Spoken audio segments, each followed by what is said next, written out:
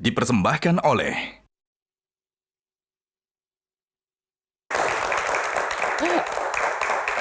Ya, terima kasih pemirsa, masih bersama Mas Adri Subono. Nah, kali ini teman-teman di studio dan juga Mas Adri, saya tidak sendiri, ada rekan panelis yang nanti juga akan menemani saya mengulik-ngulik sosok Adri Subono. Kita langsung undang panelis kita yang akan menemani saya pada malam hari ini. Kita undang Kang Maman. Kang Maman, tepuk tangan lebih meriah lagi. Salam pelontos. Teman pelontos ya. Sindu Alvito, Mas Sindu. Dan panelis ketiga kita malam hari ini, Melanie Subono. Salim dulu sama Papa. Tapi tahu nggak kalau Kak Mel mau datang? Nggak tahu. Nggak tahu. Kak Mel juga nggak bilang ya? Mobil Papa dulu, aku duduk di bawah itu pelang ATM gitu. Oh gitu ya? Oke, tepuk tangan untuk para panelis. Saya ke Kak Mel dulu, tapi ini saya nggak mau yang biasa-biasa ya Kak Mel. Sama hidup sama ayah, ada nggak pertanyaan yang sebelumnya nggak pernah ditanyakan? Nah, loh. Apakah itu? Silahkan ditanyakan. Dalam malam apa, ini. apa aja? Apa saja? Nggak ada deh. Tapi aku masih boleh nebeng pulang kan? Ada nggak dari semua ajaran Papa yang Papa ajarin aku, Papa belajar dari yang dari keluarga, penyesalan terbesar di hidup Papa? Yang you wish Papa nggak lakuin? Ya, penyesalan adalah kurang memperhatikan anak. Itu aja yang sampai sekarang itu kadang-kadang, kenapa dulu saya begini ya, kenapa dulu saya begini ya, kenapa saya dulu kayak begini ya, kenapa saya dulu marahin anak kayak begini. Itu yang sampai sekarang, yang kayaknya nggak bisa dibalikin lagi gitu loh. Saya tuh orangnya sangat perasa sekali gitu loh. Memang ada efek dari itu yang Mas Adri rasakan? Ya ada, walaupun sebetulnya mungkin orang lain nggak mikirin, tapi untuk saya kepikiran. Saya bikin nangis cucu aja satu kali waktu saya udah kepikiran terus kenapa saya bikin gitu. Emang segalak itu ya Mas Adri? Nggak segalak, cuma kadang-kadang saya punya peraturan gitu. Peraturan itu harus dilakukan gitu lah.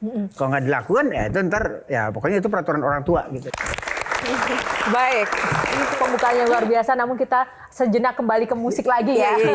Nah, kita ke Kang Maman dulu. Sudah berapa lama mengenal Mas Adri Subono dan apa yang sampai sekarang bikin Kang Maman penasaran? 1995, konser pertama Saigon Kick. Saigon Kick, yang katanya dulu susah penontonnya ya Mas Di ya? plenary. Di plenary hall. Liputan pertama, karena saya di majalah musik waktu itu. Kemudian Jakarta Pop Alternatif 96. Dua-duanya nggak ada untungnya. Kenapa itu? Lalu Adri Subono bilang, emang modalnya air mata darah kalau mau ada di dunia ini. Kita pikir selesai tuh, tapi ternyata malah lanjut terus. Nah, sekuat apa ya seorang Adri Subono dari air mata darah tapi nggak mau berhenti, malah makin dan terus sampai di konser yang luar biasa Sarukan itu. Itu yang saya lihat kekuatan untuk menghadapi kerugian yang jumlahnya nggak main-main gitu. Ya. Sekuat apa Mas Adri sih? Masih kuat dulu. Masih kuat dulu. Itu masih kuat. Karena saya bilang kembali lagi harga itu tidak semua seperti sekarang. Iya, tapi Kalau udah sekarang saya nggak berkali-kali bakal kuat. mengeluarkan air mata darah dan ada juga kegagalan. Kenapa nggak kapok, nggak rugi? Kegagalan kita harus learning by doing. Pasti kegagalan karena nggak ada, kita bisa belajar di mana bikin konsep. Nggak ada gurunya. Kenapa masih menganggap dunia promotor dan konser pada saat itu masih menguntungkan padahal juga gagal dan rugi? Artis itu selalu ada dan selalu bikin konser.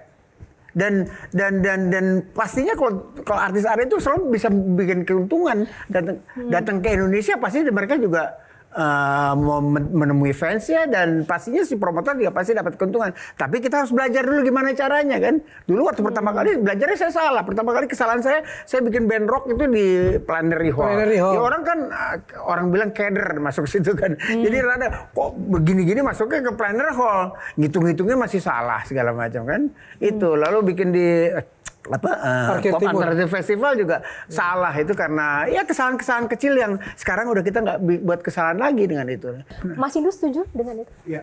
Nah, konser yang atau festival yang dibuat Om Adri ini itu punya kayak legacy tersendiri gitu dan kayak kita ngomongin Jakarta Pop Jakarta Alternative Festival gitu ya. Itu kan sampai sekarang dirayakan gitu ya, kayak Foo Fighters kesini, ada Sonic Youth. Nah ini sebenarnya yang menarik adalah value apa sih Om Adri yang ingin disampaikan seorang promotor melalui festivalnya? Karena saya malah justru percaya bukan hanya cuan sebenarnya, tapi ada misi tersendiri juga gitu, ada idealisme tersendiri yang ingin disampaikan gitu lewat festival-festival Om Adri. Dulu tuh Indonesia nggak pernah dilihat sama artis loh, nggak tahu, nggak mau main di mana di Indonesia, mereka tuh reluctant, apa ya, nggak mau gitu main di Indonesia. Tapi dengan ada beberapa artis yang saya datangkan, mereka jadi akan mau datang ke Indonesia. Itu menjadi promosi tersendiri kan. Dengan adanya konser yang bagus, aman dan sukses, itu kan menjadi promosi sendiri. Artis itu akan tanya kepada artis yang lain, gimana Indonesia? Oke nggak? Bisa nggak kita main di situ? Karena Indonesia selalu dilompatin. Artis datang dari Singapura, terbangin ke Australia. Di tengah-tengah kan Indonesia. Sebenarnya mereka bisa datang ke Indonesia juga kan?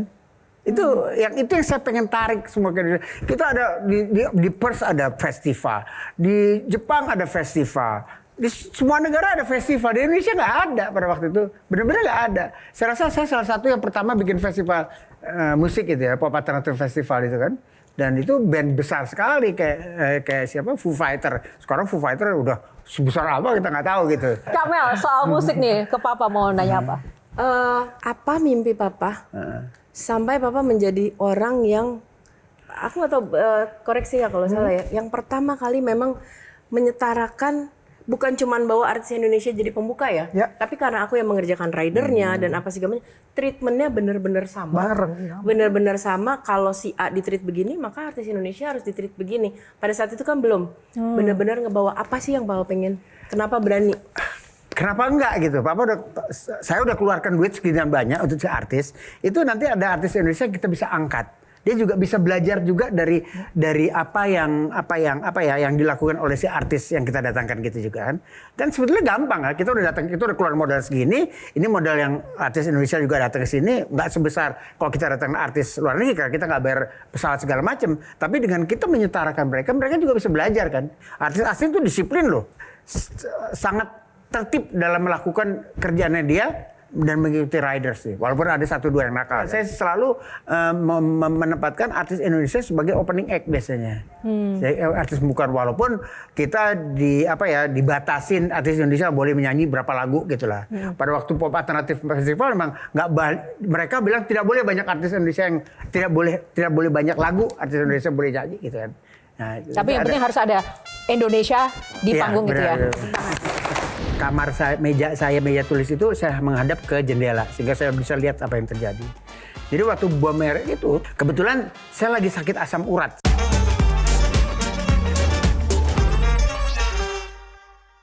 Dipersembahkan oleh Jelajahi cara baru mendapatkan informasi. Download Metro TV Extend sekarang.